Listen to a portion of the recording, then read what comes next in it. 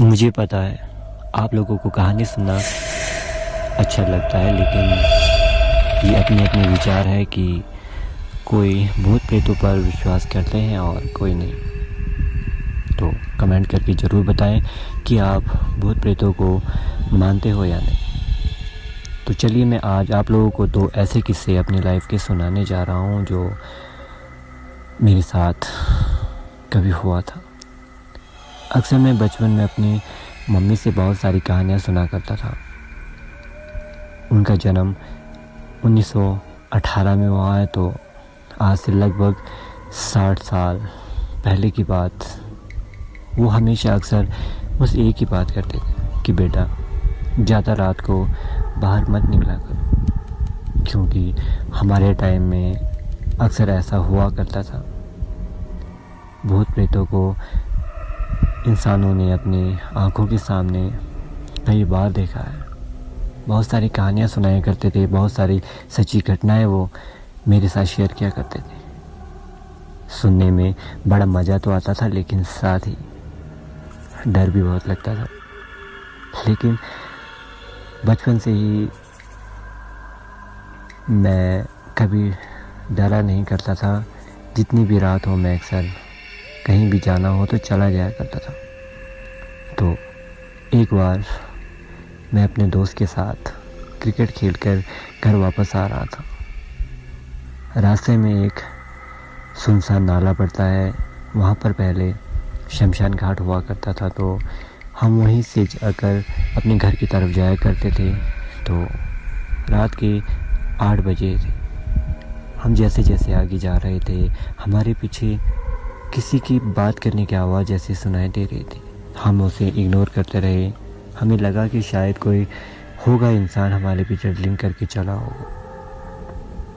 तो मैं बार बार पीछे देखे जा रहा था, लेकिन मुझे कोई भी दिखाई नहीं दे रहा था।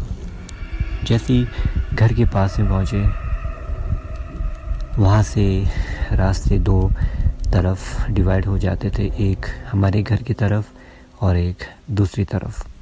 मैंने वहाँ पर उससे कहा कि रुक यार भाई, थोड़ा वेट करते हैं यार, हमारे पीछे शायद हो सकता है कोई ड्रिंक करके चला हुआ है, कहीं वो हमारे पीछे पीछे आकर हमें परेशान ना करे।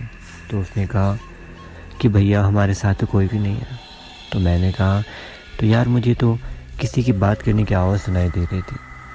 तो उसने कहा हाँ आवाज़ तो आ रही है, लेकिन पीछे कुछ भी नहीं है।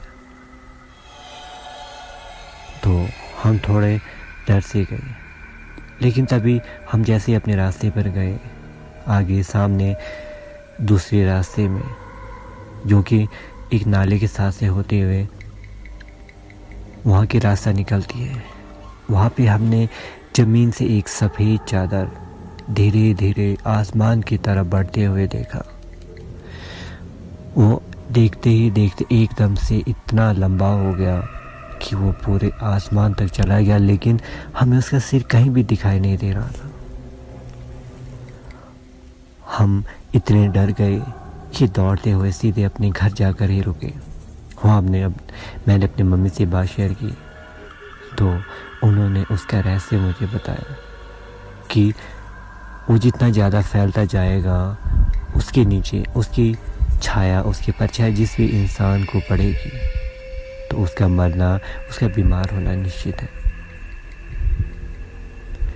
और दूसरी घटना, मैं खेल कर जब घर आ रहा था, अक्सर रात को हमें खेलने के बाद घूमने का बड़ा शौक़ था। देर रात तक हम अपने दोस्तों के साथ बाहर ही रहते थे। रात के 9 बज रहे थे। हम दोनों भाई ग्राउंड से अपने घर की तरफ आ रहे थे। हम दोनों भाई जब रास्ते में आ रहे थे, तो थोड़ी दूर एक नाले में हमें चारों तरफ आग जैसी जली हुई दिखाई दी।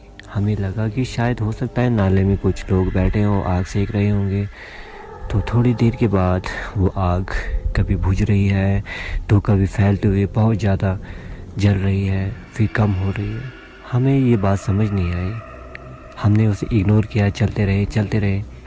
तो थोड़ी देर के बाद हमें वहाँ पे कुछ संगीत सा सुनाई दिया, जैसे कि वहाँ पे कोई फंक्शन चल रहा है, कुछ बजने की आवाज़, लेकिन समझ कुछ भी नहीं आ रहा था, क्योंकि हम तब बहुत छोटे थे, 9th स्टैंडर्ड में थे हम।